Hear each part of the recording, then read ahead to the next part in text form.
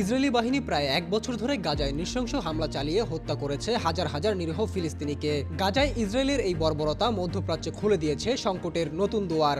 ইতোমধ্যে যুদ্ধ ছড়িয়ে পড়েছে লেবানন, ইয়েমেন ও ইরানে। দেশগুলোর মধ্যে সংঘাত চরম আকার ধারণ করেছে। যুদ্ধের মেঘ পার্শ্ববর্তী দেশগুলোতেও ঘনাতে পারে বলে আশঙ্কা করছেন বিশ্লেষকরা।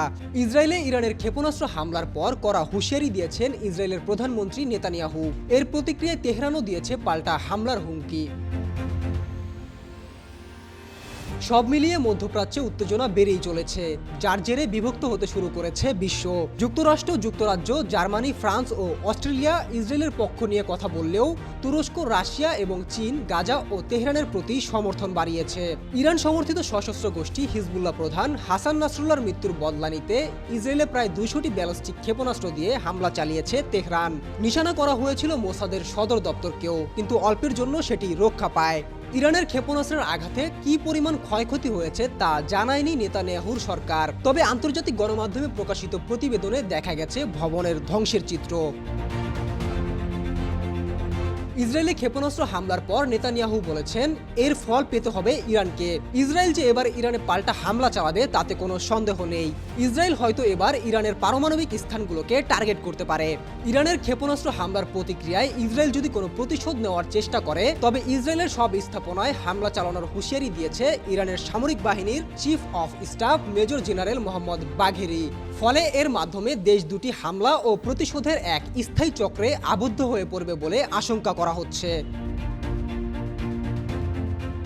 ইসরায়েলে সরাসরি সামরিক হামলার জন্য ইরানকে কঠোর পরিণতির হুমকি দিয়েছে যুক্তরাষ্ট্র। কয়েক মাস ধরে মুখে মুখে যুদ্ধ বন্ধের কথা বললেও ইসরায়েলকে নিরবিচ্ছিন্নভাবে অস্ত্র সরবরাহ করে গেছে দেশটি। যুক্তরাজ্যের প্রধানমন্ত্রী কিয়ার স্টারমার বলেছেন, তিনি ও তার দেশ ইসরায়েলের আত্মরক্ষার অধিকারকে সমর্থন করেন। যুক্তরাজ্যের প্রতিরক্ষা প্রধান জন হেলিও বলেছেন, ব্রিটেনের সামরিক বাহিনী ইসরায়েলকে ইরানের ক্ষেপণাস্ত্র হামলা প্রতিহত করতে সহায়তা করেছে। এদিকে রাশিয়া ও ইরানের মধ্যে রয়েছে কয়েক দশকের বন্ধুত্বপূর্ণ সম্পর্ক। চীনের পররাষ্ট্রমন্ত্রী ওয়াং ই বলেছেন, আন্তর্জাতিক ও আঞ্চলিক পরিস্থিতি যাই হোক না কেন, চীন সবসময় ইরানের বিশ্বস্ত অংশীদার এবং বরাবরের মতো ইরানকেই সমর্থন করবে। গত 26 সেপ্টেম্বর স্বাধীন ফিলিস্তিন রাষ্ট্র প্রতিষ্ঠায় একটি বৈশ্বিক জোট গঠনের ঘোষণা দিয়েছে সৌদি আরব। মধ্যপ্রাচ্যে ইসরায়েল ও গাজার যুদ্ধকে কেন্দ্র করে দুই ভাগে বিভক্ত হয়ে পড়েছে বিশ্ব। এমতো অবস্থায় আশঙ্কা করা হচ্ছে খুব শীঘ্রই শুরু হতে যাচ্ছে তৃতীয় বিশ্বযুদ্ধ।